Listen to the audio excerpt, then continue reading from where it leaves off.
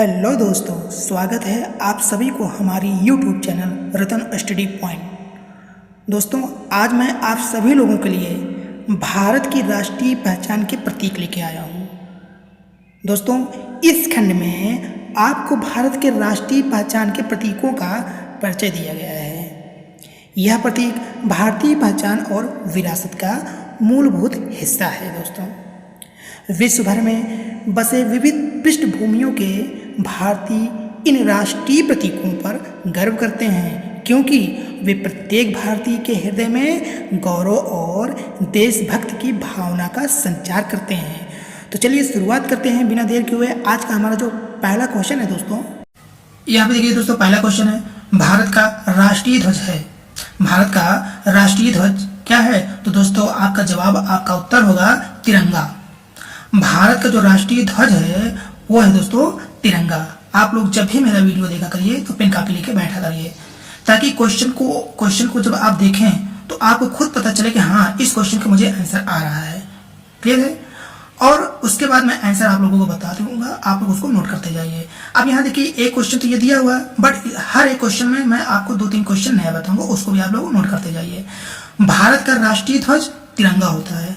भारत का राष्ट्रीय ध्वज क्या है दोस्तों? तिरंगा। अब देखिए, प्रतियोगी परीक्षाओं में, कॉम्पिटिटिव एग्जाम में इस पर 1-2 क्वेश्चन और पूछ लेता है।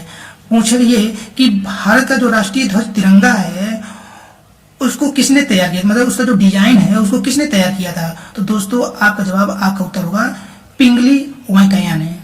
भारत का जो राष्ट्रीय ध्वज तिरंगा है, मतलब भारत का जो राष्ट्रीय ध्वज तिरंगा की जो डिजाइन है उसको किसने तैयार किया? तो दोस्तों आपका जवाब, आपका उत्तर क्या होगा? पिंगली वेंकैया। क्लियर है? तो आप लोग नोट करते हैं जो एक्स्ट्रा मैं बोल रहा हूँ। यहाँ देखिए, नेक्स्ट क्वेश्चन है दोस्तों, भारत का राष्ट्रीय पशु है। भारत का राष्ट्रीय पशु है। तो दोस्तों आपका जवाब, आपका उत्तर होगा बाघ। भारत का राष्ट्रीय पशु बाघ है।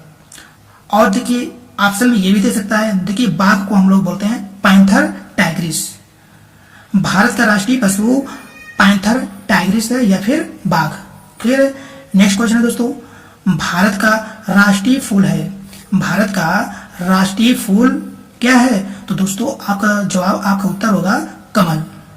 भारत का राष्ट्रीय फूल कमल है। अब देखिए, कमल को हम लोग नेलंबो न्यूसिफेरा भी कहते हैं। मतलब भारत जो राष्ट्रीय फूल कमल है, कमल को हम लोग नेलंबो न्यूसिफेरा भी बोलते हैं। तो इसको भी आप लोग नोट कर लीजिए। कमल को हम लोग नीलंबो न्यूसिफेरा भी बोलते हैं। क्लियर है? नेक्स्ट क्वेश्चन दोस्तों, भारत का राष्ट्रीय पक्षी है। भारत का राष्ट्रीय पक्षी है। तो दोस्तों आपका जवाब, आपका उत्तर होगा मोर। यहाँ देखिए, जितने भी क्वेश्चन है वो भारत से रिलेटेड है। क्लियर है? यानी कि भारत का राष्ट्रीय प्रतीक एवं चिन्ह के बारे में हम इस वीडियो में पढ़ रहे हैं। तो देखिए, क्वेश्चन को आप लोग नोट करते जाइए। भारत का राष्ट्रीय पक्षी है। आपका आंसर, आपका जवाब, आपका उत्तर हो दोस्तों मोर। अब देखिए, मोर को हम लोग क्या बोलते हैं? पावो क्रिस्टिटस। अगर ऑप्शन में ये दे दिया जाए भारत का राष्ट्रीय पक्षी है, तो दोस्तों अगर ऑप्शन में मिल जाए मोर के बजाय, अगर आपको मिल जाए पावो क्रिस्टिटस, तो उस पर आप लोग टिक कर सकते हैं। तो हम लोग ये जाने कि मोर को हम लोग क्या बोलते हैं? पावो क्रिस्टिटस, अन्य नाम है। क्लियर है? अब यहाँ देखिए, नेक्स्ट क्वेश्चन है दोस्तों, भारत का राष्ट्रीय वृक्ष। भारत का राष्ट्रीय वृक्ष है। भारत का राष्ट्रीय वृक्ष क्या है दोस्तों? तो आपका जवाब, आपका उत्तर होगा दोस्तों वट, जिसको हम लोग बरगद बोलते हैं। तो दोनों आप लोग नोट कर लीजिए। भारत का राष्ट्रीय वृक्ष बरगद है या फिर वट। क्लियर है? नेक्स्ट क्वेश्चन दोस्तों, राष्ट्रीय गीत वंदे मातरम। राष्ट्रीय गीत वंदे मातरम बंकिम चंद्र चटर्जी के किस उपन्यास से लिया गया है? यहाँ देखिए दोस्तों, राष्ट्रीय गीत वंदे मातरम बंकिम चंद्र चटर्जी के किस उपन्यास से लिया गया है? तो दोस्तों आपका जवाब, आपका उत्तर होगा आनंद मठ से। राष्ट्रीय गीत वंदे मातरम बंकिम चंद्र चटर्जी के आनंद मठ उपन्यास से लिया गया है। आनंद मठ को आप लोग नोट कर लीजिए। बट इस पूरे क्वेश्चन में 2 क्वेश्चन और बनेंगे। वो क्या है? भारत का राष्ट्रीय गीत क्या है? तो दोस्तों आपका जवाब, आपका उत्तर होगा वंदे मातरम। भारत का जो राष्ट्रीय गीत है वो है वंदे मातरम। आप देखिए, वंदे मातरम किसने लिखा? तो इसका भी जवाब आना चाहिए दोस्तों बंकिम चंद्र चटर्जी ने। क्लियर है? अब देखिए, नेक्स्ट क्वेश्चन है दोस्तों, भारत के राष्ट्र कवि हैं। भारत के राष्ट्र कवि कौन है? तो दोस्तों आपका जवाब, आपका उत्तर होगा मैथिली शरण गुप्त। भारत के राष्ट्र कवि मैथिली शरण गुप्त हैं। भारत के राष्ट्र कवि मैथिली शरण गुप्त हैं। भारत के राष्ट्र कवि कौन है दोस्तों? मैथिली शरण गुप्त हैं। क्लियर है?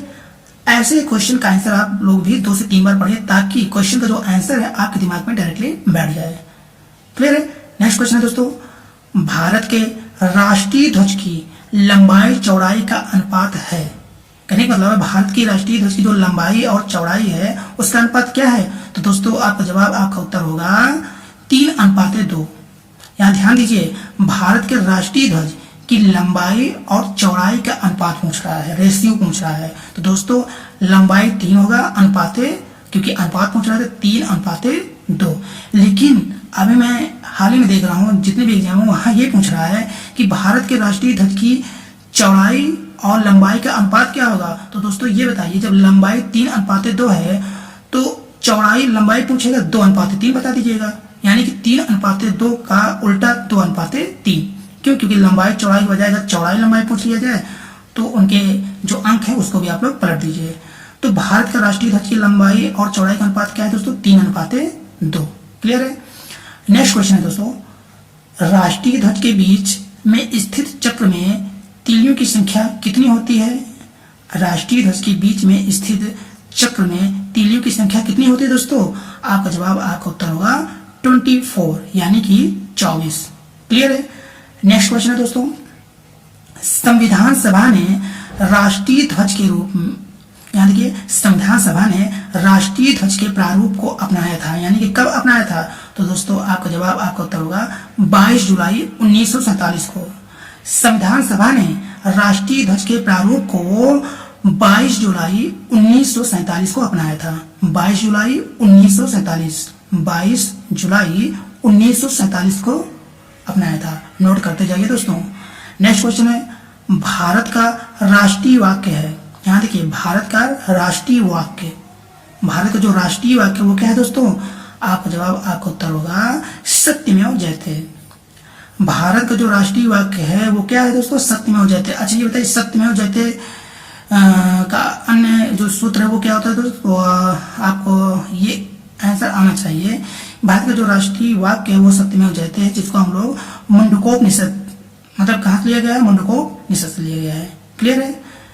नेक्स्ट क्वेश्चन है, भारत का राष्ट्रीय राज्य चिन्ह, भारत का राष्ट्रीय राज्य चिन्ह क्या है? तो दोस्तों आपका जवाब, आपका उत्तर होगा अशोक चक्र। कहां से लिया गया है? सारनाथ में स्थित वाराणसी से। भारत का जो राष्ट्रीय राज्य चिन्ह है, राष्ट्रीय वाक्य नहीं, राज चिन्ह, तो वो क्या है दोस्तों? अशोक चक्र। अच्छा ये चिन्ह कहां से लिया गया है? सारनाथ में स्थित वाराणसी से। क्लियर है? नेक्स्ट क्वेश्चन है दोस्तों, संविधान सभा ने तिरंगे को आम नागरिकों को ससम्मान फहराने की अनुमति कब दी थी दोस्तों? तो दोस्तों आपका जवाब, आपका उत्तर होगा 26 जनवरी 2002 से। संविधान सभा ने तिरंगे को आम नागरिकों को ससम्मान फहराने की अनुमति 26 जनवरी 2002 से दी है। क्लियर है? नेक्स्ट क्वेश्चन, भारत ने राष्ट्रीय चिन्ह को अपनाया था, या ऐसे क्वेश्चन पूछ लेगा, भारत ने राष्ट्रीय चिन्ह को कब अपनाया था? तो दोस्तों आपका जवाब, आपका उत्तर होगा 26 जनवरी 1950। भारत ने राष्ट्रीय चिन्ह को 26 जनवरी 1950 को अपनाया था। भारत ने राष्ट्रीय चिन्ह को 26 जनवरी 1950 को अपनाया था। क्लियर है? नेक्स्ट क्वेश्चन दोस्तों, भारत का राष्ट्रीय गान है, भारत का राष्ट्रीय गान क्या है? तो दोस्तों आपका जवाब, आपका उत्तर होगा जन गण मन। भारत का राष्ट्रीय गान जन गण मन है। अच्छा इसके रचयिता कौन है? इसको भी आप लोग नोट कर लीजिए। भारत का राष्ट्रीय गान जन गण मन, बट प्रतियोगी परीक्षा में ये पूछ ले भारत का राष्ट्रीय गान जन गण मन के रचयिता कौन है? तो दोस्तों आपका जवाब, आपका उत्तर होगा रविंद्रनाथ टैगोर। सभी क्वेश्चन दोस्तों इंपॉर्टेंट है, आप लोग नोट करते जाइएगा। यहाँ पे एक बार फिर से पढ़ते हैं, भारत का राष्ट्रीय गान जन गण मन है, इसके रचयिता कौन है? रविंद्रनाथ टैगोर। क्लियर है? नेक्स्ट क्वेश्चन दोस्तों, भारत का राष्ट्रीय गीत, भारत का राष्ट्रीय गीत क्या है? तो दोस्तों आपका जवाब, आपका उत्तर होगा वंदे मातरम। यहाँ देखिए राष्ट्रीय गान है और यहाँ पर राष्ट्रीय गीत है, इतना आप लोग जरूर ध्यान दीजिए। भारत का राष्ट्रीय गीत क्या है दोस्तों? वंदे मातरम। अब यहाँ पर भी देखिए भारत का राष्ट्रीय गीत वंदे मातरम के रचयिता कौन है? तो दोस्तों आपका जवाब, आपका उत्तर होगा बंकिम चंद्र चटर्जी। भारत का राष्ट्रीय गीत वंदे मातरम, इसके रचयिता कौन है? बंकिम चंद्र चटर्जी। क्लियर है? नेक्स्ट क्वेश्चन दोस्तों, राष्ट्रगान का सर्वप्रथम प्रकाशन भारत विधाता शीर्षक से हुआ था, यानी कि राष्ट्रगान का सर्वप्रथम प्रकाशन भारत विधाता शीर्षक कब से हुआ था? तो दोस्तों आपका जवाब, आपका उत्तर होगा 1912 में। 1912 में तत्वबोधिनी पत्रिका में। क्लियर है? एक बार फिर से नोट कर लीजिए दोस्तों, इसका उत्तर क्या होगा? 1912 में किस पत्रिका से? तत्वबोधिनी। क्लियर है? अब आते हैं नेक्स्ट क्वेश्चन पे दोस्तों। तो राष्ट्रीय गान को राष्ट्रगान के रूप में कब अपनाया गया था? इसको नोट कर लीजिए दोस्तों, very very most important for all competitive exam. राष्ट्रीय गान को राष्ट्रगान के रूप में अपनाया गया था या कब अपनाया गया था? तो दोस्तों आपका जवाब, आपका उत्तर होगा 24 जनवरी 1950 को। राष्ट्रगान को राष्ट्रगान के रूप में 24 जनवरी 1950 को अपनाया गया था। क्लियर है? नेक्स्ट क्वेश्चन दोस्तों, राष्ट्रीय गीत को लिखा गया था, या ऐसे क्वेश्चन पूछ लेगा राष्ट्रीय गीत को कब लिखा गया था? तो दोस्तों आपका जवाब, आपका उत्तर होगा 1882 में। राष्ट्रीय गीत को 1882 में लिखा गया था। किस उपन्यास में? आनंद मठ से। राष्ट्रीय गीत को लिखा गया था 1882 में, किस उपन्यास में? आनंद मठ उपन्यास में। क्लियर है? नेक्स्ट क्वेश्चन दोस्तों, राष्ट्रीय गीत को सर्वप्रथम गाया गया था। राष्ट्रीय गीत को सर्वप्रथम गाया गया था, तो दोस्तों आपका जवाब, आपका उत्तर होगा 1896 में। किसके अधिवेशन में दोस्तों? कांग्रेस के कोलकाता अधिवेशन में। राष्ट्रीय गीत को सर्वप्रथम गाया गया था 1896 में कांग्रेस के कोलकाता अधिवेशन में। क्लियर है? नेक्स्ट क्वेश्चन है दोस्तों, राष्ट्रीय गीत वंदे मातरम। यहाँ पे देखिए राष्ट्रीय गीत क्या है दोस्तों? वंदे मातरम को संविधान सभा ने राष्ट्रगीत के रूप में अंगीकार किया। तो दोस्तों आपका जवाब, आपका उत्तर होगा 26 जनवरी 1950 को। राष्ट्रीय गीत वंदे मातरम को संविधान सभा ने राष्ट्रीय गीत के रूप में कब अंगीकार किया? तो दोस्तों आपका जवाब, आपका उत्तर होगा 26 जनवरी 1950 को। क्लियर है? अब आते हैं नेक्स्ट क्वेश्चन पे। राष्ट्रीय गीत के प्रथम गायक थे, कहने का मतलब जो राष्ट्रीय गीत है उसके प्रथम गायक कौन थे? तो दोस्तों आपका जवाब, आपका उत्तर होगा पंडित ओंकारनाथ ठाकुर। राष्ट्रीय गीत के प्रथम गायक पंडित ओंकारनाथ ठाकुर हैं। राष्ट्रीय गीत के प्रथम गायक पंडित ओंकारनाथ ठाकुर हैं। क्लियर है? नेक्स्ट क्वेश्चन दोस्तों, राष्ट्रीय गीत का अंग्रेजी में अनुवाद किया था, या ऐसे क्वेश्चन पूछ लेगा राष्ट्रीय गीत का अंग्रेजी में अनुवाद किसने किया था? तो दोस्तों आपका जवाब, आपका उत्तर होगा श्री अरविंद घोष ने। राष्ट्रीय गीत का अंग्रेजी में अनुवाद किया था श्री अरविंद घोष ने। क्लियर है? अब आते हैं नेक्स्ट क्वेश्चन पे दोस्तों, विक्रम संवत का प्रारंभ कब हुआ था? या ऐसे क्वेश्चन पूछ लेगा विक्रम संवत का प्रारंभ हुआ था, कब हुआ था या हुआ था? तो दोस्तों विक्रम संवत का जो प्रारंभ है वो है 58 ईसा पूर्व। 58 ईसा पूर्व विक्रम संवत का प्रारंभ हुआ था। विक्रम संवत का प्रारंभ 58 यानी कि 58 ईस्वी ईसा पूर्व प्रारंभ हुआ था। क्लियर है? नेक्स्ट क्वेश्चन दोस्तों, भारत में राष्ट्रीय कैलेंडर आधारित है। भारत में राष्ट्रीय जो कैलेंडर है वो किस पर आधारित है? तो दोस्तों आपका जवाब, आपका उत्तर होगा शक संवत पर। भारत में राष्ट्रीय कैलेंडर किस पर आधारित है दोस्तों? शक संवत पर। क्लियर है? अब आते हैं नेक्स्ट क्वेश्चन पे। राष्ट्रीय कैलेंडर का प्रथम और अंतिम महीना है। बहुत ही बढ़िया क्वेश्चन है दोस्तों। तो देखिए यहाँ पे राष्ट्रीय कैलेंडर का प्रथम महीना जो है चैत है। राष्ट्रीय कैलेंडर का प्रथम महीना चैत है तथा अंतिम महीना फाल्गुन है। तो अब आप इस प्रकार याद कर सकते हैं, राष्ट्रीय कैलेंडर का प्रथम और अंतिम महीना क्रमशः चैत और फाल्गुन है। क्लियर है। अब आते हैं नेक्स्ट क्वेश्चन पे। राष्ट्रीय कैलेंडर को अपनाया गया था, या ऐसे क्वेश्चन पूछ लेगा दोस्तों, राष्ट्रीय कैलेंडर को कब अपनाया गया था? तो दोस्तों आपका जवाब, आपका उत्तर होगा 22 मार्च 1957 को। राष्ट्रीय कैलेंडर को कब अपनाया गया था? तो दोस्तों आपका जवाब, आपका उत्तर होगा 22 मार्च 1957 को। क्लियर है। नेक्स्ट क्वेश्चन दोस्तों, भारतीय राष्ट्रीय कैलेंडर क्रिश्चियन कैलेंडर से पीछे है, यानी कि कितने पीछे है? भारतीय राष्ट्रीय कैलेंडर क्रिश्चियन कैलेंडर से कितने पीछे है? तो दोस्तों आपका जवाब, आपका उत्तर होगा 78 वर्ष, 78 ईयर्स, यानी कि 78 वर्ष। क्लियर है।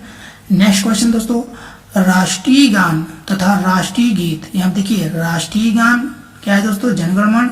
और राष्ट्रीय गीत क्या है दोस्तों? बताइए। देखिए राष्ट्रीय गान तथा राष्ट्रीय गीत को गाने में जो समय लगा है उसकी अवधि कितनी है दोस्तों?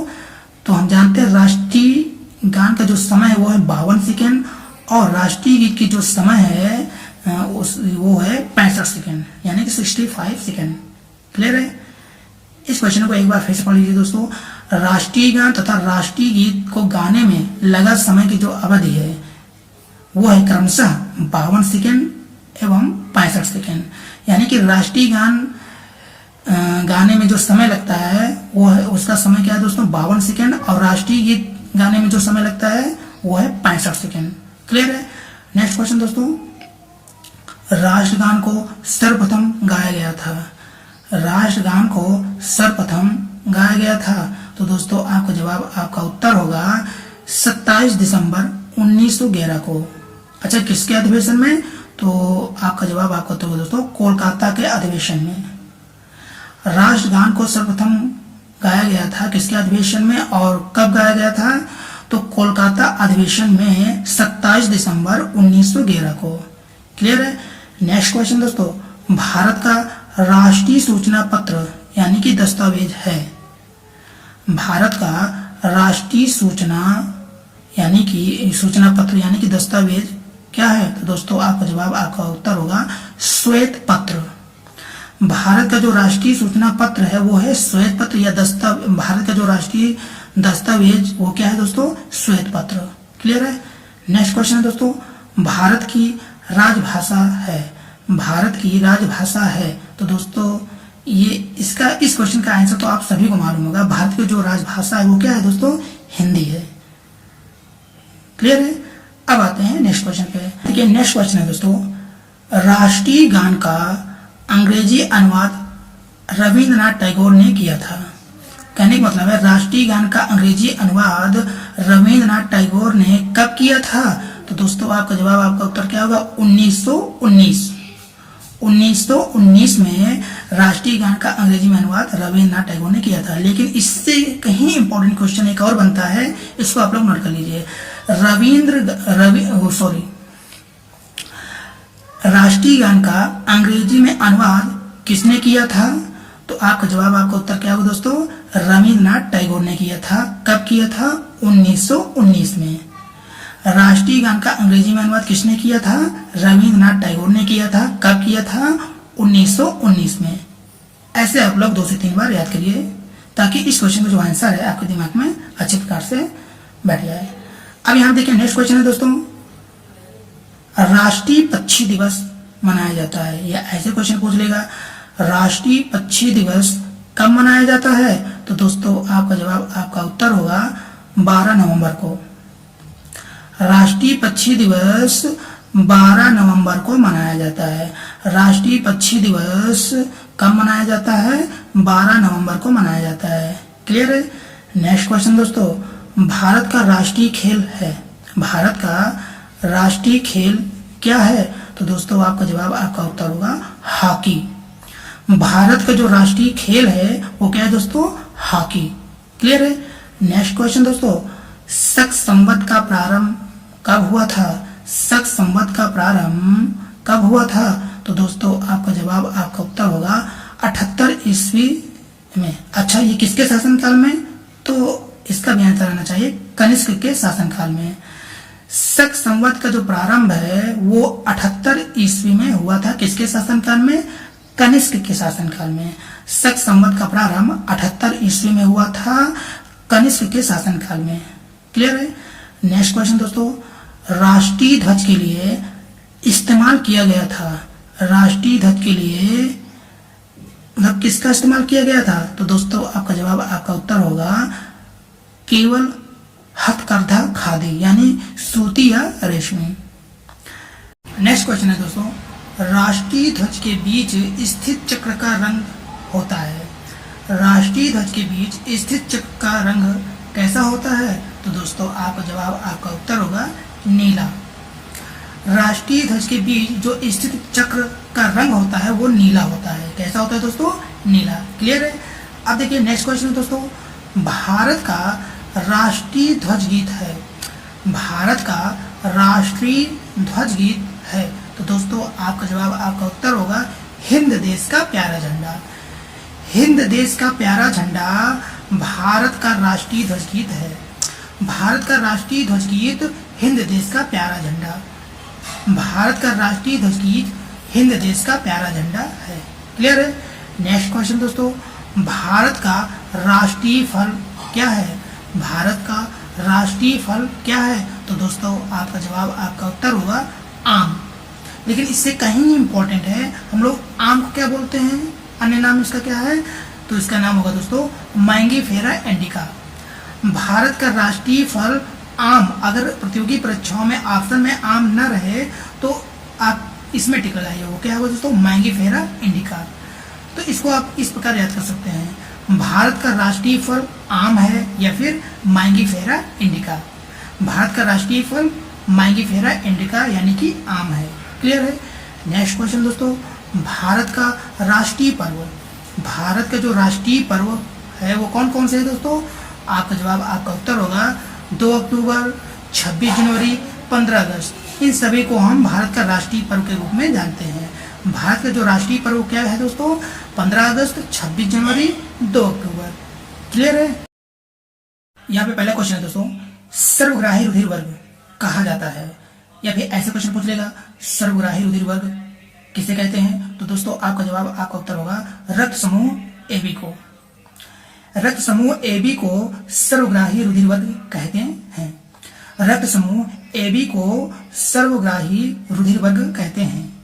क्लियर है। यहाँ देखिए नेक्स्ट क्वेश्चन है दोस्तों, रक्त के शुद्धिकरण का कार्य करता है, रक्त के शुद्धिकरण का कार्य कौन करता है? तो दोस्तों आपका जवाब, आपका उत्तर होगा फेफड़ा। इंग्लिश में क्या बोलते हैं दोस्तों? लंग्स। रक्त के शुद्धिकरण फेफड़ा करता है, यानी कि लंग्स करता है। रक्त का शुद्धिकरण का कार्य क्या है, कौन करता है दोस्तों? फेफड़ा यानी कि लंग्स। क्लियर है। नेक्स्ट पॉइंट है दोस्तों, मूत्र का रंग पीला होता है, या मूत्र का रंग पीला किसके कारण होता है? ऐसे भी क्वेश्चन आ सकता है, तो इसको भी आप लोग नोट कर लीजिए। मूत्र का रंग पीला होता है या फिर मूत्र का रंग पीला किसके कारण होता है? तो दोस्तों आपका जवाब, आपका उत्तर होगा यूरोक्रोम के कारण। मूत्र का रंग पीला होता है किसके कारण? यूरोक्रोम के कारण। क्लियर है। नेक्स्ट क्वेश्चन दोस्तों, थायराइड ग्रंथि जिसको हम लोग बोलते हैं आवर्त ग्रंथि पाया जाता है। अब देखिए इसमें 2 क्वेश्चन और बनेगा, थायराइड ग्रंथि किसमें पाया जाता है, या ऐसे क्वेश्चन आएगा आवर्त ग्रंथि किसमें पाया जाता है? तो दोस्तों आपका जवाब, आपका उत्तर होगा गला में। थायराइड ग्रंथि गला में पाया जाता है। क्लियर है। नेक्स्ट क्वेश्चन दोस्तों, सभी मानसिक क्रियाओं चेतना, याददाश्त, विवेक, बुद्धि का नियंत्रण कौन करता है? तो दोस्तों आपका जवाब, आपका उत्तर होगा प्रमस्तिष्क या सेरिब्रम, यानी कि मस्तिष्क के अगले वाले भाग को हम बोलते हैं प्रमस्तिष्क या सेरिब्रम। तो देखिए सभी मानसिक क्रियाओं चेतना, याददाश्त, विवेक, बुद्धि का नियंत्रण प्रमस्तिष्क करता है, या फिर हम कह सकते हैं सेरिब्रम भी कहते हैं, और ये कहाँ रहता है? मस्तिष्क के अगले भाग में। क्लियर है। नेक्स्ट क्वेश्चन दोस्तों, शरीर के सामान्य ऐच्छिक क्रियाओं जैसे कि चलना, घूमना, बोलना का नियंत्रण कौन करता है? तो दोस्तों आपका जवाब, आपका उत्तर होगा अनुमस्तिष्क या सेरिबेलम। अनुमस्तिष्क या फिर सेरिबेलम, सेरिब्रम नहीं, सेरिबेलम। क्लियर है। नेक्स्ट क्वेश्चन है दोस्तों, मनुष्य के शरीर में हड्डियों की कुल संख्या होती है। ये ऐसे क्वेश्चन पूछ लेगा दोस्तों, मनुष्य के शरीर में हड्डियों की कुल संख्या कितनी होती है? तो दोस्तों आपका जवाब, आपका उत्तर होगा 206, 206 बोन्स होती है। मनुष्य के शरीर में 206 हड्डियां होती हैं। नेक्स्ट क्वेश्चन, मनुष्य की खोपड़ी में हड्डियां पाई जाती हैं। या फिर ऐसे क्वेश्चन पूछ लेगा दोस्तों, मनुष्य की खोपड़ी में कितनी हड्डियां पाई जाती हैं? तो दोस्तों आपका जवाब, आपका उत्तर होगा 8। मनुष्य की खोपड़ी में 8 बोन्स पाई जाती है, यानी कि 8 हड्डियां पाई जाती हैं। कहां पे? खोपड़ी में। ठीक है। और मनुष्य के पूरे शरीर में कुल 206 हड्डियां होती हैं और मनुष्य की खोपड़ी में 8 हड्डियां होती हैं। तो इसको आप लोग नोट कर लीजिएगा। अब देखिए नेक्स्ट हमारा जो पॉइंट है, यानी क्वेश्चन है, शरीर की सबसे लंबी अस्थि, यानी कि शरीर की सबसे लंबी अस्थि कौन सी होती है? तो दोस्तों आपका जवाब, आपका उत्तर होगा फीमर। शरीर की जो सबसे लंबी अस्थि है वो है फीमर, जिसको हम उर्व अस्थि भी बोलते हैं। तो ऑप्शन में प्रतियोगी परीक्षा में पूछ सकता है शरीर की सबसे लंबी अस्थि, तो आप दोनों आंसर याद कर लीजिए, फीमर होता है और उर्व अस्थि भी। फीमर को हम उर्व अस्थि भी बोलते हैं। तो शरीर की सबसे लंबी अस्थि उर्व अस्थि है या फिर फीमर अस्थि है। ठीक है। नेक्स्ट पॉइंट है, शरीर की सबसे छोटी हड्डी। शरीर की सबसे छोटी हड्डी कौन सी होती है? तो दोस्तों आपका जवाब, आपका उत्तर होगा स्टेप्स। शरीर की जो सबसे छोटी हड्डी होती है उसका आंसर होगा दोस्तों स्टेप्स। अब देखिए प्रतियोगी परीक्षाओं में ऐसे भी क्वेश्चन पूछ सकता है, शरीर की सबसे छोटी हड्डी स्टेप्स कहां पाया जाता है? इसको आप लोग नोट कर लीजिए। तो दोस्तों आपका जवाब, आपका उत्तर होगा कान के पास। शरीर की जो सबसे छोटी हड्डी होती है जिसको हम लोग बोलते हैं स्टेप्स, ये कहां पास होती है? कान के पास होती है। क्लियर है। नेक्स्ट क्वेश्चन, शरीर में सबसे मजबूत हड्डी कहां होता है? शरीर में सबसे मजबूत हड्डी कहां होता है? तो दोस्तों आपका जवाब, आपका उत्तर होगा जबड़ा का। क्या होगा दोस्तों? जबड़ा का। नेक्स्ट क्वेश्चन है, मानव शरीर की सबसे छोटी ग्रंथि। मानव शरीर की सबसे छोटी ग्रंथि कौन सी होती है? तो दोस्तों आपका जवाब, आपका उत्तर होगा पिट्यूटरी ग्रंथि। मानव शरीर की जो सबसे छोटी ग्रंथि होती है वो होता है पिट्यूटरी ग्रंथि, जिसको हम लोग मास्टर ग्रंथि कहते हैं। अगर प्रतियोगी परीक्षा में पूछ लिया जाए पिट्यूटरी ग्रंथि को और किस नाम से जानते हैं, तो उसका आंसर होगा दोस्तों मास्टर ग्रंथि। यहाँ देखिए मानव शरीर की सबसे छोटी ग्रंथि पिट्यूटरी ग्रंथि होती है, या फिर ऑप्शन में मास्टर ग्रंथि हो तो मास्टर ग्रंथि में आप लोग टिक लगा सकते हैं। तो यहाँ मानव शरीर की सबसे छोटी ग्रंथि मास्टर ग्रंथि होती है या फिर पिट्यूटरी ग्रंथि होती है। क्लियर है। नेक्स्ट क्वेश्चन है, इंसुलिन के श्रावण होता है। यहाँ देखिए इंसुलिन का श्रावण होता है या फिर कहां पर होता है? तो दोस्तों आपका जवाब, आपका उत्तर होगा लैंगरहैंस की द्वीपिका के बी कोशिका द्वारा। इंसुलिन का जो श्रावण होता है वो जो है लैंगरहैंस की द्वीपिका के बी कोशिका के द्वारा होता है। क्लियर। अब यहाँ देखिए टिबिया नाम हड्डी पाई जाती है, या फिर ऐसे क्वेश्चन पूछ लेगा टिबिया नामक हड्डी कहां पाई जाती है? तो दोस्तों आपका जवाब, आपका उत्तर होगा पैर में। टिबिया नामक हड्डी पैर में पाई जाती है। टिबिया नामक हड्डी पैर में पाई जाती है। क्लियर है। अब यहाँ देखिए नेक्स्ट क्वेश्चन है दोस्तों, शरीर के ताप को नियंत्रित करता है। Very very most important for all competitive exam दोस्तों, ये सभी प्रतियोगी परीक्षाओं के लिए महत्वपूर्ण है। तो इसलिए वैसे तो सारे क्वेश्चन इंपॉर्टेंट है, बट जो कई बार क्वेश्चन एग्जाम में रिपीटेड हुए हैं तो उसको आप लोग अच्छे प्रकार से अपने दिमाग में बैठा लीजिए। यहाँ देखिए शरीर के ताप को नियंत्रित करता है, कौन करता है? तो दोस्तों आपका जवाब, आपका उत्तर होगा हाइपोथैलेमस ग्रंथि। शरीर के ताप को नियंत्रण हाइपोथैलेमस ग्रंथि करता है। शरीर के ताप को नियंत्रण हाइपोथैलेमस ग्रंथि करता है। क्लियर है। नेक्स्ट पॉइंट है दोस्तों, लाल रक्त का निर्माण भ्रूण अवस्था में होता है। लाल रक्त का निर्माण भ्रूण अवस्था में होता है। इसका आंसर क्या होगा दोस्तों? इसका आंसर होगा यकृत और प्लीहा में। लाल रक्त का निर्माण भ्रूण अवस्था में होता है, किसके कारण? यकृत और प्लीहा में। क्लियर है। देखिए लाल रक्त का निर्माण भ्रूण अवस्था में कहाँ होता है? यकृत और प्लीहा में होता है। क्लियर है। नेक्स्ट है, मस्तिष्क का वजन होता है। मस्तिष्क का वजन कितना होता है? तो दोस्तों आपका जवाब, आपका उत्तर होगा 1350 ग्राम, 1350 ग्राम। क्लियर है। मस्तिष्क का वजन 1350 ग्राम होता है। Next question, trachoma asterisk. यहां देखिए नेक्स्ट क्वेश्चन दोस्तों, ट्रेकोमा तथा मोतियाबिंद से प्रभावित होने वाला अंग है। Trachoma astigmatism.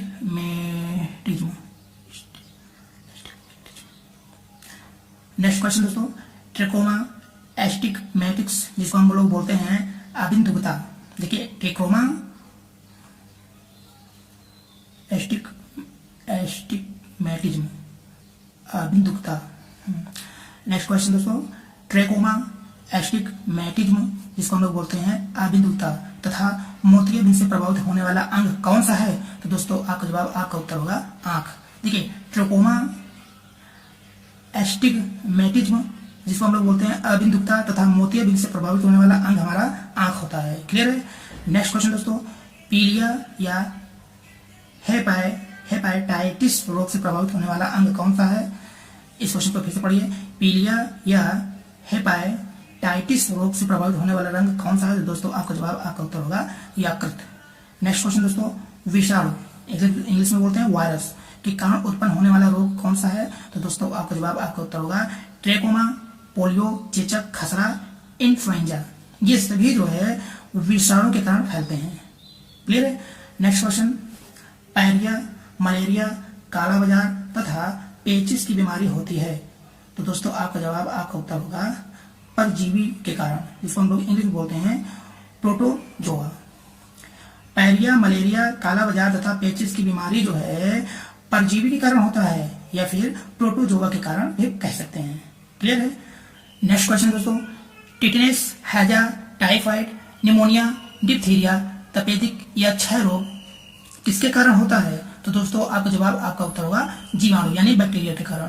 तो देखिए, यहाँ अगर पूछ लिया जाए प्रतियोगी परीक्षाओं में टिटनेस जो है किस क्षय रोग के कारण होता है, तो आपका जवाब, आपका उत्तर होगा दोस्तों बैक्टीरिया के कारण, जिसको हम लोग हिंदी बोलते हैं जीवाणु। हैजा भी हमारा जो है बैक्टीरिया के कारण होता है यानी जीवाणु कारण होता है। टाइफाइड भी हमारा जो है जीवाणु यानी बैक्टीरिया के कारण रोग होता है।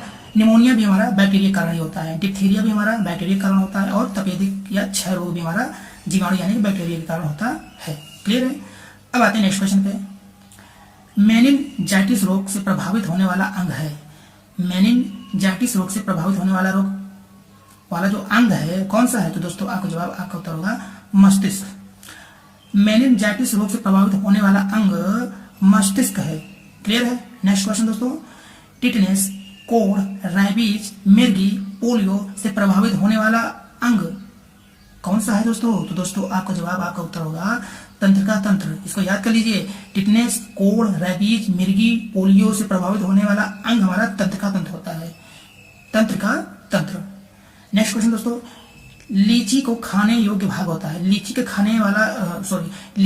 खाने योग्य भाग कौन सा होता है? तो दोस्तों आपका जवाब, आपका उत्तर होगा एरिल। लीची का जो खाने वाला भाग होता है उसको हम बोलते हैं एरिल। क्लियर है? नेक्स्ट क्वेश्चन दोस्तों, BCG का टीका लगाया जाता है। BCG का टीका लगाया जाता है किस बचाव के लिए? यहाँ देखिए, क्वेश्चन अगर इस प्रकार भी पूछ सकता है, BCG का टीका लगाया जाता है किस बचाव के कारण, मतलब किस रोग के बचाव के कारण? तो दोस्तों आपका जवाब, आपका उत्तर होगा टीबी रोग से बचाव के लिए। BCG का जो टीका लगाया जाता है वो जो है टीबी रोग से बचाव के लिए लगाया जाता है। क्लियर है? नेक्स्ट क्वेश्चन दोस्तों, DPT का टीका किस रोग से बचाव के लिए लगाया जाता है? तो दोस्तों आपका जवाब, आपका उत्तर होगा डिप्थीरिया, टिटनेस तथा काली खांसी के लिए जो है लगाया जाता है। क्लियर है? नेक्स्ट क्वेश्चन दोस्तों, मलेरिया रोग से प्रभावित होने वाला अंग कौन सा है? मलेरिया रोग से प्रभावित होने वाला अंग कौन सा है? तो दोस्तों आपका जवाब, आपका उत्तर होगा RBC तथा तिल्ली। मलेरिया रोग से प्रभावित होने वाला अंग जो है RBC तथा तिल्ली है। क्लियर है? नेक्स्ट क्वेश्चन दोस्तों, टाइफाइड, हैजा तथा पेचिस रोग से प्रभावित होने वाला अंग कौन सी होती है? टाइफाइड, हैजा तथा पेचिस रोग से प्रभावित होने वाला अंग कौन सी होती है दोस्तों? आपका जवाब, आपका उत्तर होगा आंत। टाइफाइड, हैजा तथा पेचिस रोग से प्रभावित होने वाला अंग आंत है। क्लियर है? नेक्स्ट क्वेश्चन दोस्तों, सेब तथा नाशपाती का खाने योग्य भाग क्या कहलाता है? तो दोस्तों आपका जवाब, आपका उत्तर होगा मांसल पुष्पासन। अगर ऐसे प्रतियोगी परीक्षाओं पूछ ले, सेब का खाने योग्य भाग कौन सा होता है? तो मांसल पुष्पासन। या फिर ऐसे भी क्वेश्चन पूछ लेगा, नाशपाती खाने वाला योग्य भाग कौन सा है? तो इसका भी आंसर होगा दोस्तों मांसल पुष्पासन। क्लियर है? नेक्स्ट क्वेश्चन, सबसे बड़ा तथा सबसे छोटा फूल है। Very very most important for all competitive exam दोस्तों, ये सभी प्रतियोगी परीक्षाओं के लिए महत्वपूर्ण है। इसको आप लोग अपने दिमाग में अच्छे प्रकार से बैठा लीजिए। देखिए, अब यहाँ से 2 क्वेश्चन पूछेगा प्रतियोगी परीक्षाओं में, सबसे बड़ा फूल कौन सा होता है? तो दोस्तों आपका उत्तर होगा, आपका आंसर होगा रिफ्लेसिया। तथा सबसे छोटा फूल कौन सा होता है? उल्फिया। तो आप लोग इसको एक लाइन में याद कर लीजिए, सबसे बड़ा रिफ्लेसिया फूल होता है तथा सबसे छोटा फूल उल्फिया होता है। क्या होता है दोस्तों? उल्फिया। सबसे बड़ा फूल रिफ्लेसिया होता है तथा सबसे छोटा फूल उल्फिया होता है। क्लियर है? नेक्स्ट क्वेश्चन दोस्तों, सबसे बड़ा बीज तथा सबसे छोटा बीज कौन सा है? सबसे बड़ा बीज तथा सबसे छोटा बीज कौन सा है? तो दोस्तों आपका जवाब, आपका उत्तर होगा सबसे बड़ा बीज लोडोसिया होता है। क्या होता है दोस्तों? जो सबसे बड़ा बीज होता है वो लोडोसिया तथा सबसे छोटा बीज आर्किड होता है। इसको नोट कर लीजिए, मैं फिर से बोल दे रहा हूं, सबसे बड़ा बीज लोडोसिया होता है। क्या होता है दोस्तों? लोडोसिया। और सबसे छोटा बीज आर्किड होता है। क्या होता है दोस्तों? आर्किड। क्लियर है? नेक्स्ट क्वेश्चन दोस्तों, ब्रोंकाइटिस, जिसको हम लोग बोलते हैं ब्रोंकाइटिस, कुकुर खांसी तथा दमा के शरीर को प्रभावित होने वाला अंग कौन सी होती है? तो दोस्तों ये भी हमारा, इसका भी आंसर होगा फेफड़ा। यानी कि ब्रोंकाइटिस रोग, कुकुर खांसी तथा दमा के शरीर से प्रभावित होने वाला जो अंग है वो होता है फेफड़ा। क्लियर है? नेक्स्ट क्वेश्चन, ग्वाइटर, जिसको हम लोग बोलते हैं गलसुआ भी, ग्वाइटर बोलिए या फिर गलसुआ, रोग से प्रभावित होने वाला अंग क्या होता है दोस्तों? तो आपका जवाब, आपका उत्तर होगा थायराइड ग्रंथि। क्या होगा दोस्तों? थायराइड ग्रंथि। क्लियर है? नेक्स्ट क्वेश्चन दोस्तों, शुद्ध जल, समुद्र का जल तथा दूध का पीएच मान कितना होता है?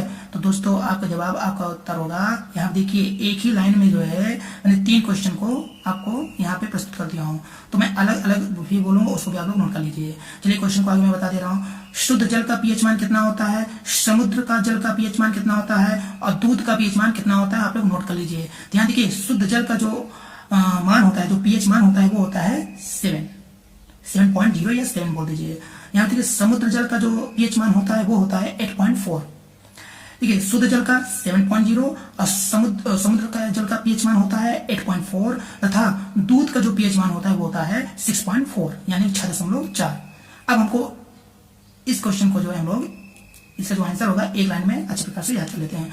शुद्ध जल, समुद्र का जल तथा दूध का पीएच मान क्रमशः होता है 7, 8.4, 6.4 यानी शुद्ध जल का पीएच मान 7.0 होता है, समुद्र का जल का पीएच मान 8.4 होता है और दूध का पीएच मान 6.4 होता है। क्लियर है? नेक्स्ट क्वेश्चन दोस्तों, चेचक का टीका की खोज की थी, ये ऐसे क्वेश्चन होगा, चेचक का टीका की खोज किसने किया था? तो दोस्तों आपका जवाब, आपका उत्तर होगा एडवर्ड जेनर ने। चेचक का टीका की खोज एडवर्ड जेनर ने किया था। चेचक का टीका की खोज एडवर्ड जेनर ने किया था। क्लियर है? नेक्स्ट क्वेश्चन दोस्तों, पेनिसिलिन की खोज की थी, ये ऐसे क्वेश्चन पूछ लेगा, पेनिसिलिन की खोज किसने किया था? तो दोस्तों आपका जवाब, आपका उत्तर होगा अलेक्जेंडर फ्लेमिंग ने। पेनिसिलिन की खोज अलेक्जेंडर फ्लेमिंग ने किया था। क्लियर है? नेक्स्ट क्वेश्चन दोस्तों, होम्योपैथी के आविष्कारक हैं, ये ऐसे क्वेश्चन पूछ लेगा, होम्योपैथी के आविष्कारक कौन हैं? तो दोस्तों आपका जवाब, आपका उत्तर होगा हैनीमैन।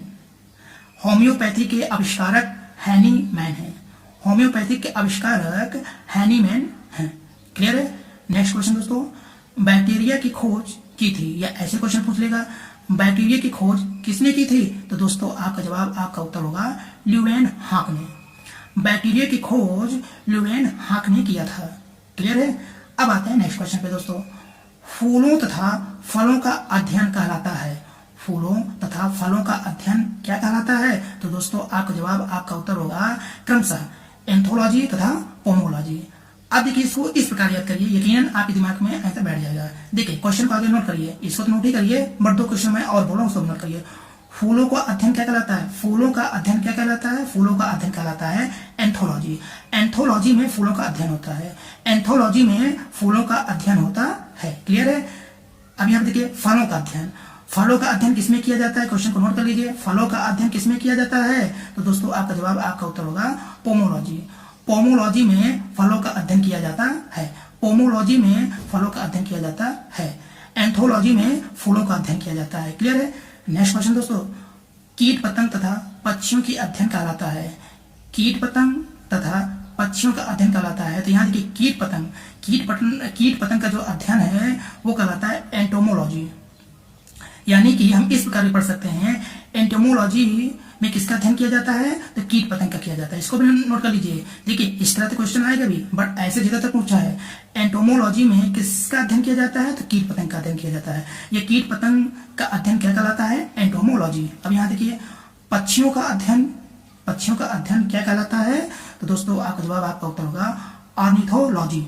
पक्षियों का अध्ययन ऑर्निथोलॉजी कहलाता है। क्या कहलाता है दोस्तों? ऑर्निथोलॉजी कहलाता है। या फिर ऐसे क्वेश्चन पूछ लेगा, ऑर्निथोलॉजी में किसका अध्ययन किया जाता है? पक्षियों का अध्ययन किया जाता है। ऑर्निथोलॉजी में किसका अध्ययन किया जाता है? पक्षियों का अध्ययन किया जाता है। एंटोमोलॉजी में किसका अध्ययन किया जाता है? कीट पतंग का अध्ययन किया जाता है। क्लियर है? नेक्स्ट क्वेश्चन दोस्तों, गाय तथा भैंस का गर्भकाल होता है। गाय तथा भैंस का गर्भकाल, तो इस क्वेश्चन को तो नोट कर लीजिए, बट अलग अलग क्वेश्चन में बोल दे रहा हूँ, उसको भी आप नोट कर लीजिए। गाय का गर्भकाल कितना होता है? तो दोस्तों आपका जवाब, आपका उत्तर होगा 284, यानी कि 284 दिन। गाय का जो गर्भकाल होता है वो होता है 284 दिन होता है। 284 दिन गाय का गर्भकाल होता है। अब यहाँ देखिए भैंस का गर्भकाल कितना होता है? भैंस का गर्भकाल कितना होता है? तो दोस्तों आपका जवाब, आपका उत्तर होगा 300, यानी कि 300 दिन। भैंस का गर्भकाल 300 दिन होता है। क्लियर है? अब आते हैं नेक्स्ट क्वेश्चन पे। दोस्तों यकृत में संचित तथा मछली के लीवर तेल में पाए जाने वाला विटामिन कौन सी होती है? एक बार क्वेश्चन को फिर से पढ़िए दोस्तों। यकृत में संचित तथा मछली के लीवर तेल में पाया जाने वाला विटामिन कौन सा है? तो दोस्तों आपका जवाब, आपका उत्तर होगा विटामिन ए। विटामिन ए यकृत में संचित तथा मछली के लीवर तेल में पाया जाने वाला विटामिन होता है। क्लियर है? नेक्स्ट क्वेश्चन है दोस्तों, मनुष्य के मस्तिष्क का सबसे बड़ा भाग है। मनुष्य के मस्तिष्क का सबसे बड़ा भाग क्या कहलाता है दोस्तों? आपका जवाब, आपका उत्तर होगा सेरेब्रम। सेरेब्रम अगर ऑप्शन में दिया हो तो उसमें टिक करिए, या फिर प्रमस्तिष्क। मनुष्य के मस्तिष्क का सबसे बड़ा भाग प्रमस्तिष्क होता है, जिसको हम लोग सेरेब्रम भी बोलते हैं। मनुष्य के मस्तिष्क का सबसे बड़ा भाग प्रमस्तिष्क होता है, या फिर सेरेब्रम। क्लियर है? नेक्स्ट क्वेश्चन दोस्तों, तत्काल ऊर्जा के लिए एक खिलाड़ी को दिया जाता है।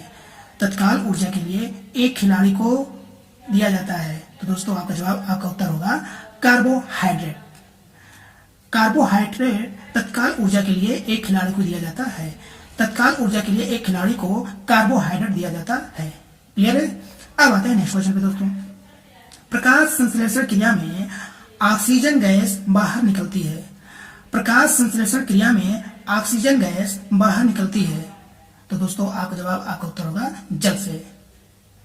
प्रकाश संश्लेषण क्रिया में ऑक्सीजन गैस से बाहर जल द्वारा निकलती है। किसके द्वारा दोस्तों? जल से निकलती है। क्लियर है? नेक्स्ट क्वेश्चन दोस्तों, प्रकाश संश्लेषण के दौरान प्रकाश ऊर्जा रूपांतरित होती है। यहाँ देखिए प्रकाश संश्लेषण के दौरान प्रकाश ऊर्जा रूपांतरित होती है किससे? तो रासायनिक ऊर्जा से।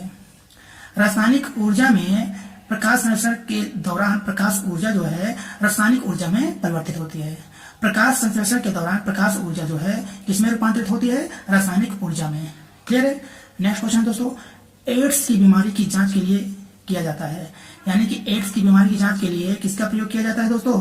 आपका जवाब, आपका उत्तर होगा ELISA test. ELISA test AIDS की बीमारी की जांच के लिए किया जाता है। एलिसा टेस्ट एड्स की बीमारी की जांच के लिए किया जाता है। क्लियर है? नेक्स्ट क्वेश्चन दोस्तों, नेत्रदान में प्रदाता की आंख से निकाला जाता है। नेत्रदान में प्रदाता की आंख से क्या निकाला जाता है? तो दोस्तों आपका जवाब, आपका उत्तर होगा कार्निया। कार्निया जो है नेत्रदान में प्रदाता की आंख से निकाला जाता है। वो क्या चीज है दोस्तों? कार्निया। क्लियर है? नेक्स्ट क्वेश्चन दोस्तों, दूध में नहीं पाए जाने वाला विटामिन कौन सी होती है? यानी दूध में कौन सा विटामिन है जो नहीं पाया जाता है? तो दोस्तों आपका जवाब, आपका उत्तर क्या होगा? Vitamin C. विटामिन सी दूध में नहीं पाया जाने वाला विटामिन है। क्लियर है? नेक्स्ट क्वेश्चन दोस्तों, पका आम में कौन सा विटामिन पाया जाता है? ये देखिए पका आम में पाया जाता है। ऐसे क्वेश्चन आ जाएगा, पका आम में कौन सा विटामिन पाया जाता है? तो दोस्तों आपका जवाब, आपका उत्तर होगा पक्का आम में विटामिन ए पाया जाता है। कौन सा विटामिन पाया जाता है दोस्तों? Vitamin A. क्लियर है? नेक्स्ट क्वेश्चन दोस्तों, शैवालों का अध्ययन कहलाता है। शैवालों का अध्ययन क्या कहलाता है दोस्तों? फाइकोलॉजी। शैवालों का अध्ययन फाइकोलॉजी कहलाता है। शैवालों का अध्ययन फाइकोलॉजी कहलाता है। क्लियर है? नेक्स्ट क्वेश्चन दोस्तों, प्रकाश संश्लेषण की दर सबसे अधिक तथा सबसे कम होता है। प्रकाश संश्लेषण की दर सबसे अधिक तथा सबसे कम होता है। तो दोस्तों आपका जवाब, आपका उत्तर होगा प्रकाश संश्लेषण की दर सबसे अधिक जो है लाल प्रकाश में होता है तथा सबसे कम जो है बैंगनी प्रकाश में होता है। प्रकाश संश्लेषण की दर सबसे अधिक लाल प्रकाश में होता है और प्रकाश संश्लेषण की दर सबसे कम जो है बैंगनी में होता है। आप लोग नोट कर लीजिए। नेक्स्ट क्वेश्चन दोस्तों, राइजोबियम जीवाणु पाए जाते हैं। राइजोबियम जीवाणु किसमें पाए जाते हैं? तो दोस्तों आपका जवाब, आपका उत्तर होगा दलहन के जड़ में। राइजोबियम जीवाणु जो होते हैं वो दलहन की जड़ में पाए जाते हैं। क्लियर है? नेक्स्ट क्वेश्चन दोस्तों, तारपीन का तेल प्राप्त किया जाता है। तारपीन का तेल किससे प्राप्त किया जाता है? तो दोस्तों आपका जवाब, आपका उत्तर होगा चीड़ के वृक्षों से। चीड़ के वृक्षों से तारपीन का तेल प्राप्त किया जाता है। क्लियर है? विटामिन ए तथा बी की खोज की थी। इसको तो आप लोग नोट कर लीजिए, बट क्वेश्चन इस प्रकार भी प्रतियोगी परीक्षाओं में पूछ लेता है। विटामिन ए की खोज किसने किया था और विटामिन बी की खोज किसने किया था? तो दोस्तों इसका आंसर होगा विटामिन ए की खोज मैकुलन ने किया था तथा विटामिन बी की भी खोज किसने किया था? मैकुलन ने किया था। तो अब आप इसको इस प्रकार याद कर सकते हैं, विटामिन ए तथा बी की खोज मैकुलन ने की थी। विटामिन ए तथा बी की खोज मैकुलन ने की थी। क्लियर है? नेक्स्ट क्वेश्चन दोस्तों, विटामिन सी तथा विटामिन डी की खोज की थी। अब प्रतियोगी परीक्षाओं में इस प्रकार भी क्वेश्चन पूछ सकता है। आप लोग अलग अलग क्वेश्चन को नोट करते जाइए जैसे मैं बोल रहा हूँ। विटामिन सी की खोज किसने किया था और विटामिन डी की खोज किसने किया था? तो दोस्तों आपका जवाब, आपका उत्तर होगा विटामिन सी की खोज हॉलकट ने किया था। किसने किया था दोस्तों? हॉलकट। और विटामिन डी की खोज हॉपकिंस ने किया था। किसने किया था दोस्तों? हॉपकिंस। इस प्रकार इसका आंसर हम लोग इस प्रकार पढ़ सकते हैं, विटामिन सी तथा विटामिन डी की खोज हॉलकट एवं हॉपकिंस ने की थी। क्लियर है? विटामिन सी की खोज हॉलकट ने की थी और विटामिन डी की खोज हॉपकिंस ने किया था। क्लियर है? नेक्स्ट क्वेश्चन, जल में घुलनशील विटामिन है। जल में घुलनशील विटामिन है। तो दोस्तों आपका जवाब, आपका उत्तर होगा बी और सी। विटामिन बी और सी जल में घुलनशील विटामिन है। विटामिन बी और सी जल में घुलनशील विटामिन है। क्लियर है? नेक्स्ट क्वेश्चन दोस्तों, वसा में घुलनशील विटामिन है। वसा में घुलनशील विटामिन, यहाँ पे देखिए जल में घुलनशील विटामिन बी और सी और वसा में घुलनशील विटामिन कौन सा है? तो दोस्तों आपका जवाब, आपका उत्तर होगा ए, डी, ई और के। वसा में घुलनशील विटामिन क्रमशः ए, डी, ई, के। क्लियर है? नेक्स्ट क्वेश्चन दोस्तों, शरीर में जल का भार होता है। शरीर में जल का भार क्रमशः कितना होता है? तो दोस्तों आपका जवाब, आपका उत्तर होगा 65 से 80%। शरीर में जल का भार 65 से 80% होता है, 65 से 80% होता है। क्लियर है? नेक्स्ट क्वेश्चन दोस्तों, एक स्वस्थ मनुष्य को प्रतिदिन पानी पीना चाहिए। ये ऐसे क्वेश्चन पूछ ले, एक स्वस्थ मनुष्य को प्रतिदिन पानी कितना पीना चाहिए?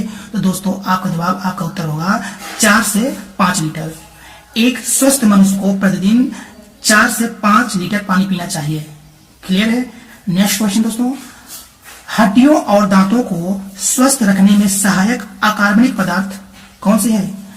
हड्डियों और दांतों को स्वस्थ रखने में सहायक अकार्बनिक पदार्थ कौन से है? तो दोस्तों आपका जवाब, आपका उत्तर होगा फ्लोरीन।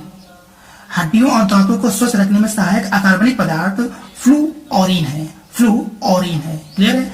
नेक्स्ट क्वेश्चन दोस्तों, अस्थियों एवं दांतों के निर्माण में सहायक होता है। अस्थियों एवं दांतों के निर्माण में कौन सहायक होता है? ऐसे भी क्वेश्चन पूछ लेगा। तो दोस्तों आपका जवाब, आपका उत्तर होगा कैल्शियम तथा फास्फोरस। देखिए प्रतियोगी परीक्षाओं में 2 प्रकार से ऑप्शन दे सकता है, अस्थियों एवं दांतों के निर्माण में कैल्शियम सहायक होता है, या ऐसे भी इसको भी नोट कर लीजिए, अस्थियों एवं दांतों के निर्माण में फास्फोरस सहायक होता है। कौन सहायक होता है दोस्तों? फास्फोरस या फिर कैल्शियम। क्लियर है? नेक्स्ट क्वेश्चन दोस्तों, रक्त में हीमोग्लोबिन बनाने में सहायता करता है। ये ऐसे क्वेश्चन पूछ लेगा दोस्तों, रक्त में हीमोग्लोबिन बनाने में कौन सहायता करता है? तो दोस्तों आपका जवाब, आपका उत्तर होगा लोहा। लोहा जो है रक्त में हीमोग्लोबिन बनाने में सहायता करता है। क्लियर है? नेक्स्ट क्वेश्चन दोस्तों, लोहा की कमी से होने वाला रोग क्या है? लोहा की कमी से होने वाला रोग क्या है? तो दोस्तों आपका जवाब, आपका उत्तर होगा एनीमिया, या फिर इसको हम लोग अरक्तता बोलते हैं, लेकिन एनीमिया आप लोग अच्छे प्रकार से याद कर लीजिए। लोहा की कमी से होने वाला रोग एनीमिया रोग है या फिर अरक्तता रोग है। क्लियर है? नेक्स्ट क्वेश्चन दोस्तों, आयोडीन की कमी से होने वाला रोग क्या है? आयोडीन की कमी से होने वाला रोग क्या कहलाता है? तो दोस्तों आपका जवाब, आपका उत्तर होगा घेंघा रोग। आयोडीन की कमी से होने वाला रोग क्या कहलाता है? तो इसका आंसर होगा दोस्तों घेंघा रोग। या फिर इस प्रकार भी पूछ सकता है, आयोडीन की कमी से होने वाला रोग क्या कहलाता है? तो एक और आंसर होता है, वो होता है ग्वाइटर।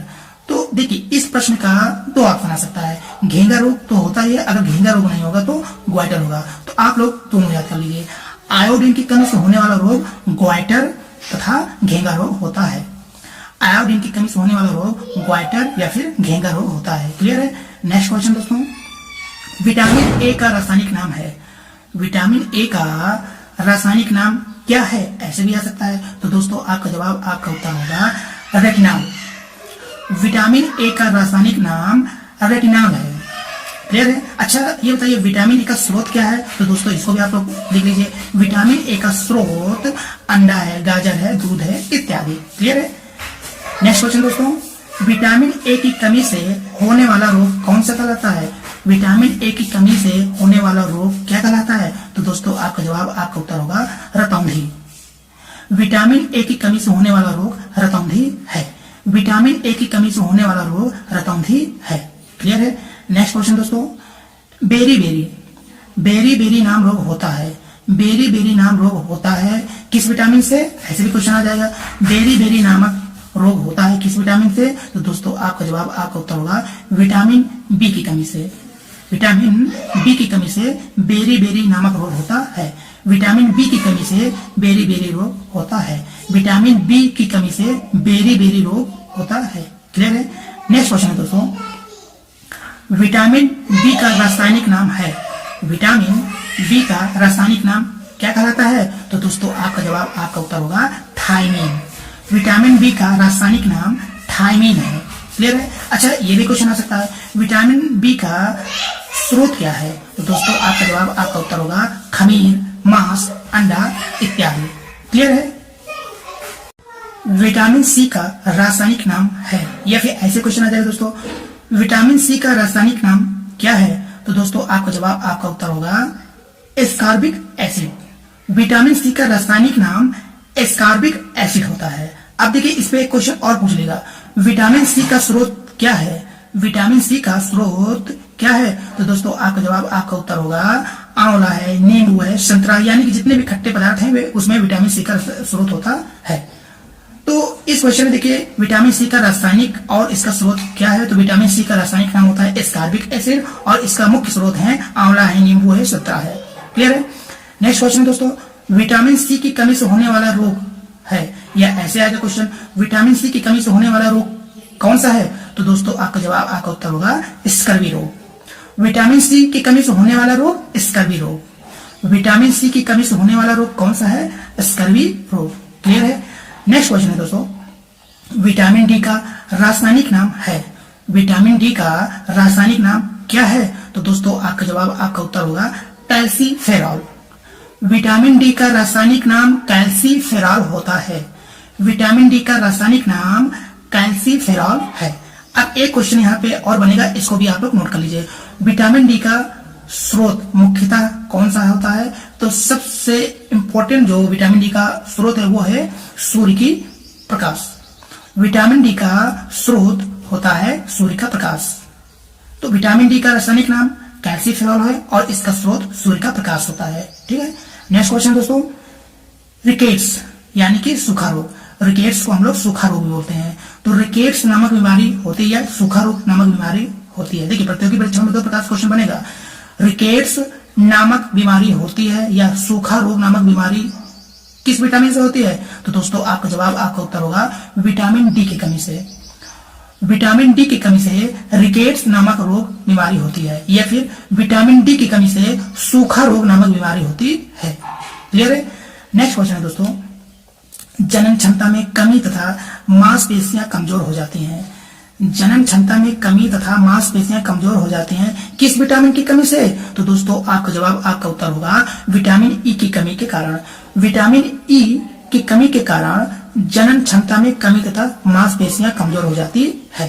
क्लियर है? नेक्स्ट क्वेश्चन है दोस्तों, विटामिन ई का रासायनिक नाम है। या फिर ऐसे क्वेश्चन पूछ लेगा, विटामिन ई का रासायनिक नाम क्या है? तो दोस्तों आपका जवाब, आपका उत्तर होगा टेकोफेरॉल।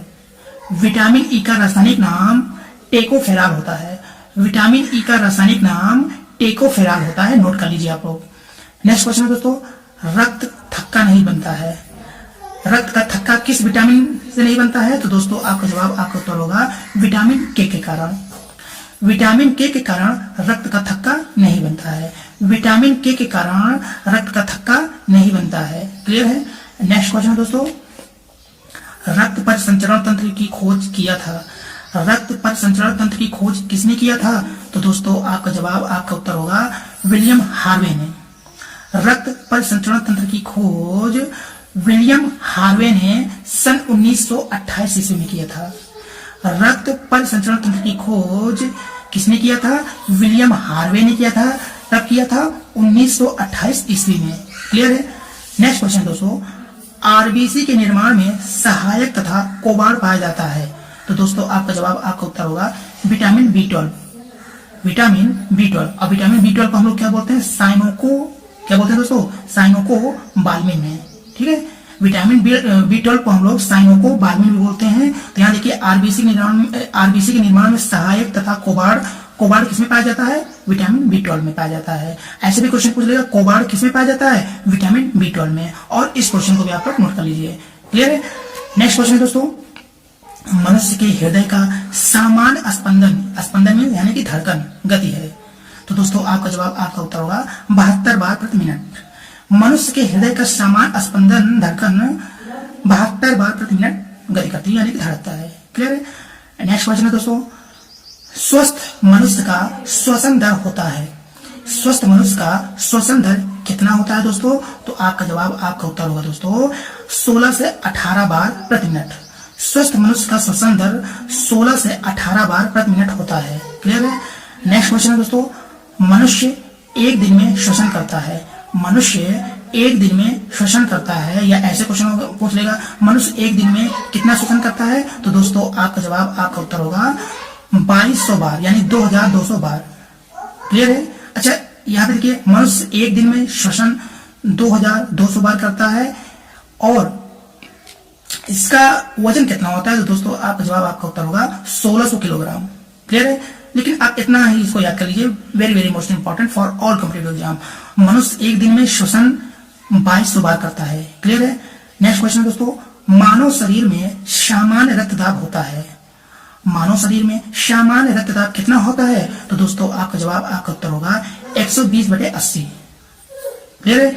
नेक्स्ट क्वेश्चन दोस्तों, रक्तचाप मापने वाला यंत्र है। रक्तचाप मापने वाला यंत्र कौन सा होता है? तो दोस्तों आपका जवाब, आपका उत्तर होगा स्फिग्मोमाइनोमीटर। रक्तचाप मापने वाला यंत्र स्फिग्मोमाइनोमीटर होता है। रक्तचाप मापने वाला यंत्र स्फिग्मोमाइनोमीटर होता है। क्लियर है? नेक्स्ट क्वेश्चन दोस्तों, एक स्वस्थ व्यक्ति में रक्त की मात्रा होती है। तो दोस्तों आपका जवाब, आपका उत्तर होगा 5 से 6 लीटर। एक स्वस्थ व्यक्ति में रक्त की मात्रा 5 से 6 लीटर होती है। एक स्वस्थ व्यक्ति में रक्त की मात्रा 5 से 6 लीटर होती है। क्लियर है? नेक्स्ट क्वेश्चन है दोस्तों, रक्त को थक्का बनने या जमने में सहायक होता है। रक्त को थक्का बनाने या जमने में सहायक होता है। तो दोस्तों आपका जवाब, आपका उत्तर होगा फाइब्रोनोजीन। रक्त को थक्का बनाने या जमने में सहायक होता है फाइब्रोनोजीन। क्लियर है? नेक्स्ट क्वेश्चन है दोस्तों, रक्त का रंग लाल होता है। रक्त का रंग जो है लाल होता है, किसके कारण? तो दोस्तों आपका जवाब, आपका उत्तर होगा हीमोग्लोबिन के कारण। Very very most important for all competitive exam दोस्तों, ये सभी प्रतियोगी परीक्षाओं के लिए महत्वपूर्ण है। इसको आप लोग अच्छी प्रकार से याद कर लीजिए। रक्त का जो रंग लाल होता है वो किसके कारण होता है? हीमोग्लोबिन के कारण। हीमोग्लोबिन के कारण रक्त का रंग लाल होता है। जिस प्रकार मैं क्वेश्चन का आंसर 2 से 3 बार पढ़ रहा हूँ, वैसे आप लोग भी पढ़िए, यकीनन इस क्वेश्चन का आंसर आपके दिमाग में डायरेक्टली बैठ जाएगा। क्लियर है? अब आते हैं हम लोग नेक्स्ट क्वेश्चन पे दोस्तों। नेक्स्ट क्वेश्चन है दोस्तों, लाल रक्त कण यानी कि आरबीसी का जीवन काल होता है। तो दोस्तों आपका जवाब, आपका उत्तर होगा 120 दिन। यहाँ देखिए, इस पॉइंट में 2 क्वेश्चन और बनेंगे। आरबीसी का जीवन काल कितना होता है? तो दोस्तों इसको भी नोट कर लीजिए। आरबीसी का जीवन काल जो है 120 दिन होता है। कितना होता है? 120 दिन होता है। और यहाँ पे देखिए, लाल रक्त कण का जीवन काल कितना होता है? तब भी आपका आंसर क्या होगा दोस्तों? 120 दिन। तो देखिए, प्रतियोगी परीक्षाओं में इतना ही पूछ लेगा, लाल रक्त कण, इसको नहीं देगा, लाल रक्त कण का जीवन काल 120 दिन होता है, या फिर इतना पूछ लेगा, आरबीसी का जीवन काल कितना होता है, 120 दिन होता है। क्लियर है। नेक्स्ट क्वेश्चन दोस्तों, लाल रक्त कण का निर्माण कहाँ होता है? लाल रक्त कण का निर्माण कहाँ होता है दोस्तों? तो आपका जवाब, आपका उत्तर होगा अस्थि मज्जा में। लाल रक्त कण का निर्माण अस्थि मज्जा में होता है। क्लियर है। नेक्स्ट क्वेश्चन दोस्तों, श्वेत रक्त कण, जिसको हम लोग WBC बोलते हैं, श्वेत रक्त कण यानी कि WBC का निर्माण होता है। तो दोस्तों आपका जवाब, आपका उत्तर होगा अस्थि मज्जा, लिम्फोनोड, यकृत एवं प्लीहा में। श्वेत रक्त कण का निर्माण जो है अस्थि मज्जा में होता है, लिम्फ नोड में भी होता है, यकृत एवं प्लीहा में होता है। इसको आप नोट कर लीजिए।